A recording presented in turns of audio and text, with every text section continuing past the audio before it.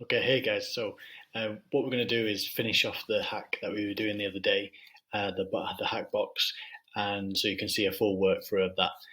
So it's Infosec prep on the OSC proving grounds that I showed you the other day. Okay, so what we're going to do is I'm just going to recap what we kind of saw the other day.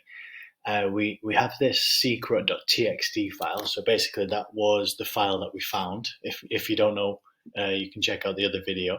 So we found this secrets.txt file once we've done our scan. What we can do then with that secrets.txt file is we took it and we converted it, or we decoded it. Okay, so that came out as this key .txt. So that is an SSH key. So we found that from that conversion. All right, so that's what we had. And then I'm going to follow on the next few steps, how you complete and get some root access for this. Okay, so what you need to do is come to your terminal. So you can see this here. Just make this a bit bigger. So I've been working on this already, but I'll just start you off again. So if I clear this, so basically what you can do, so you can see, in the desktop there, I've got that secrets.txt. So what I can do is, I changed it. So it went from secrets.txt and then we converted it and I've saved that as key. So in this file, that was saved as key. Okay.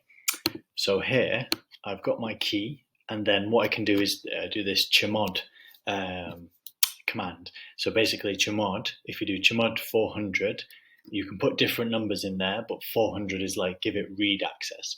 So when I use it, I can read the key. All right. So if I do that, then that happens. It doesn't give you any output, but basically your key now, you can use it in an SSH connection. So SSH is basically a secure shell. So two devices can talk to each other. So the command, I'm just going to do that quickly. So the command that you want to use is this SSH-I key, and then because the user is OSCP, so the OSC proving grounds always have OSCP usually as the user, and then this is the address of the box that I'm trying to attack. Okay, so I'll just show you that. Let's go. So that's the same as this IP address that I've set up on the proving grounds here. Okay, so if we go back, so that's the same there. So that's how you find that. And then SSH, we're going to run this command. Okay, so then it's going to basically connect us to the system that is linked to this, the bash system that's linked to this IP address. So what I can do now is type in maybe who am I? Okay, so who am I? I am OSCP. Okay, so that is the user that is currently attached to that. All right.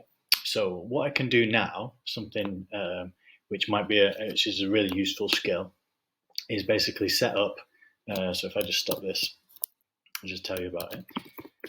So what you can do is set up a Python server. So once you've got root access on one device, you can set up a server on your device, and basically you can make connections to your computer from the computer that you're trying to get into. So why this is useful is because the host, which is your computer, can serve some files, and then you can basically pull them onto the computer that you're wanting to attack.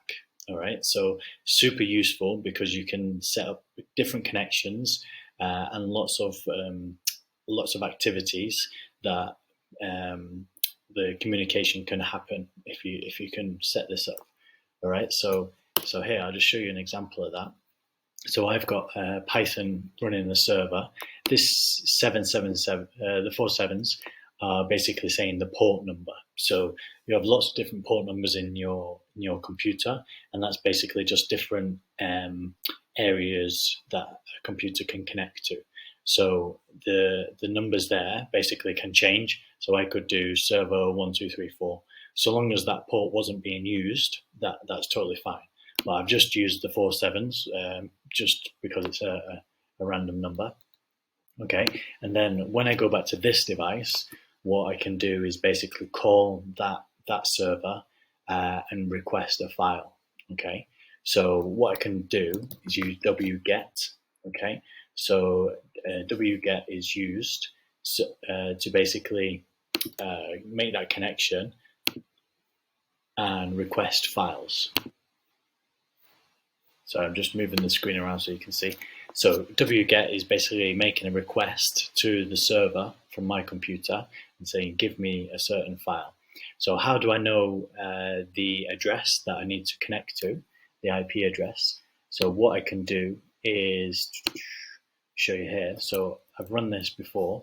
You can run ifconfig. So ifconfig basically gives you all the information for your particular device. So this one here, because we connect to OSCP through this tunnel 0, that's what we're going to use, that address. Okay, so I'm going to do wget that IP address, okay, from ton 0 after running ifconfig, and then I have to put the dashes there to basically I can put in the port number there goes after that.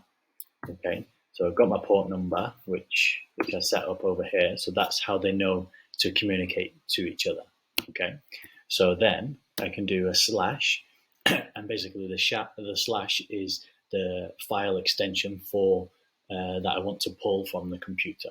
So this is basically saying connect on the tunnel, this IP address in a certain port number, and then pull back this file. So what I could do is pull, I think, the secret .txt file is there. So yeah, so that's basically pulled that secrets.txt file, and now that should be on there. Yeah, so I think I made a copy because I tried this before, but basically that's pulling in that file.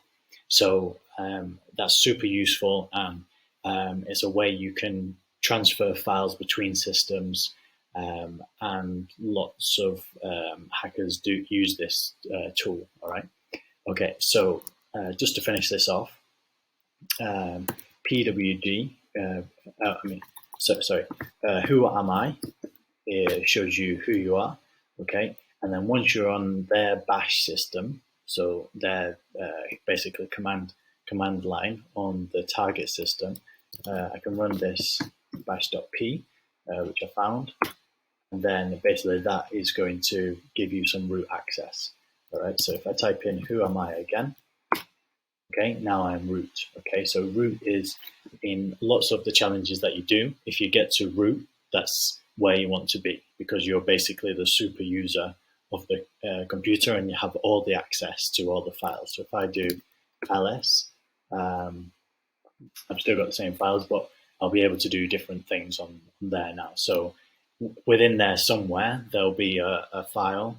Usually when you do these kind of competitions, if you're a root user, you'll be able to find a certain file to complete that task.